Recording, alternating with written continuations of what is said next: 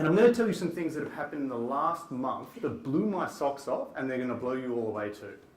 So in America, 4 weeks ago, it was announced that the Tesla was the best-selling luxury car in the United States.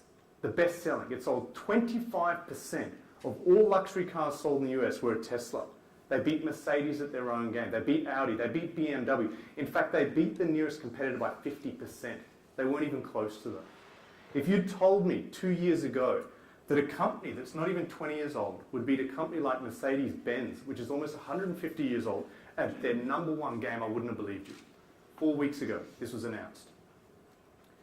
3 weeks ago, it was announced that for the first time in the history of the human race, the first time, we have more renewable power capacity in the world than coal.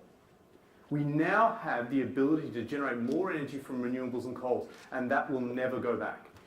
From this point onwards, for the rest of humanity, we'll have more renewable available to us than coal generation. In the US, they've reduced their dependence on coal by 40% down to 25%. The biggest user of renewable energies and the company that's putting the most renewable energies online right now is China, more than anyone else in the world. 2 weeks ago, Otto, it's a company that's owned by Uber, and they build autonomous trucks. They drove an autonomous truck almost 200 kilometers without any input from a driver from Fort Collins to Colorado Spring and delivered 50,000 beers. Now, I can see there are no truck drivers in this audience because you'd be running out screaming, because if you told me 2 years ago that the entire trucking industry was standing on the edge of a major disruption, because there's no reason this can't roll out now. This can't roll out everywhere and deliver now, from now on, for truckies, in particular on highways and simpler routes, and displace all these truck drivers, I wouldn't have believed you.